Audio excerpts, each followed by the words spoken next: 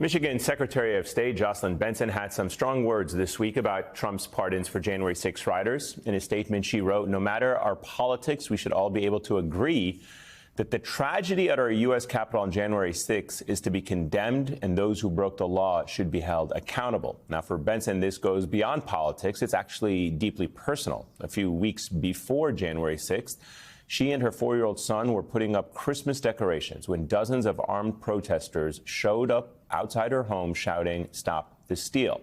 Benson told NPR, quote, "My job as the state's chief election officer is to protect and defend our voters, every single one of them, regardless of how they vote. So my mind focused on that, and then my heart focused on my kid." Luckily, Benson and her family were safe, but this wasn't the first time a Michigan official had become a target. Just weeks earlier, a group of far-right men were charged for plotting to kidnap Michigan Governor Gretchen Whitmer and storm the state capitol there. Fast forward to today, Governor Whitmer is now gearing up to leave office, and Benson is hoping to take her place as Michigan's next governor. Gubernatorial candidate Jocelyn Benson joins me now. It's great to have you back on the show. Thank you so much for joining us. Tell me why, Madam Secretary, you decided to choose to run for governor, and if elected, how would you govern under the threat of a Trump presidency? Well, thanks for having me. And, you know, we're in this era of misinformation and lies where leaders, particularly leaders coming from the states, have a responsibility to speak the truth and ensure an honest, transparent, accountable government that can work for everyone. And so I love my job. I run one of the state's largest agencies, serving every one of our 10.5 million residents, making sure their voices are heard, their votes count, and they can get good customer service. And I want all of government to work that well. But in a moment like this, where you see powerful billionaires and even the president of the United States still peddling lies and using rhetoric that they may not mean to back up with actions, but still make people feel incredibly unsafe, anxious, and worried in their own homes. We need state officials, governors, to stand clearly in the line of fire and say, not on our watch will you harm our residents, take away our rights and freedoms, or do anything to harm the economic security and prosperity of our states. And to me, that's the job of the governor in this moment, and that's a job I'm ready to do. Are you at all concerned? Because I think it can be argued that what happened to you and Governor Whitmer were signals that an event like January 6, not only was it coming, but now we have seen is rewarded with a presidential pardon, and that may encourage other people like those who showed up at your house in furtherance of a political ideology that, you know, was ascribed to the president of stopping the steal and, you know, fake elections and all that, the big lie.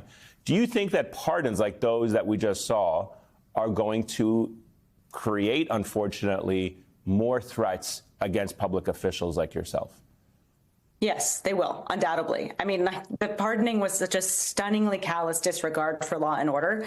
And rooted in still this lie about the 2020 election, which has long been proven to be an accurate reflection of the will of the people. I think, the action was an affront to democracy. It's an affront to everything we are as Americans. And it will potentially create or reinforce an uptick in violence and threats to election officials and others who are simply just trying to do our jobs and make sure elections are safe and secure for everyone. So, yes, the lack of accountability is a green light for folks to potentially repeat the tragedy of January 6th or worse in the communities around our country.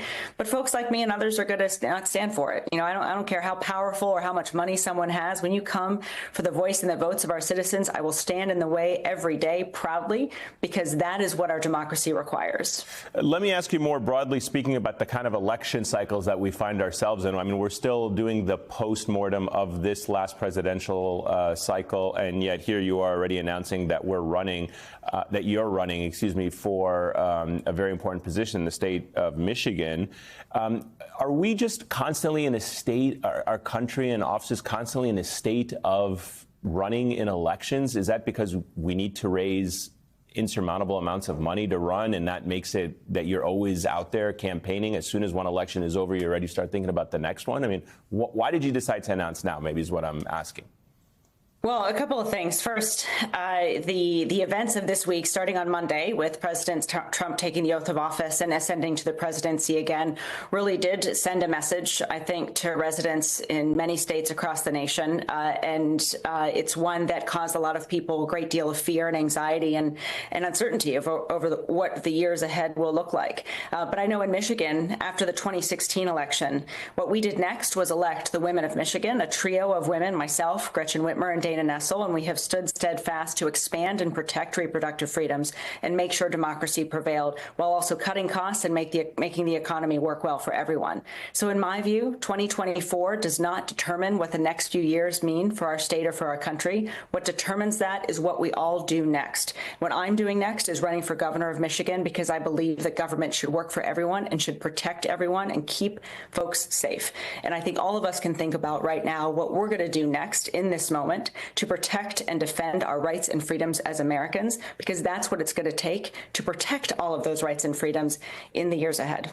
As I mentioned, we're still doing the postmortem on 2024, but as you look ahead to your own race, Michigan is a very diverse state. You have black constituents whose priority is the economy and police brutality. You have a lot of Arab and Muslim constituents who are impacted by what has happened in Gaza and in Lebanon and in the Middle East. How do you message and how do you advance an agenda that kind of meets all these issues that some would argue the Vice President Kamala Harris was not successful in doing and was not able to win Michigan because of it? You know, just before I joined you tonight, I was actually at an event in Dearborn talking with local leaders, and I heard the same things that I've heard talking to folks all across the state, either in northern Michigan, the UP, in Detroit, and Grand Rapids. There's a housing crisis in our state where everyone wants to be able to simply afford a home and live in the community that they want to call home. There's an economic crisis, and with our wages are stagnant and cost of living is increasing.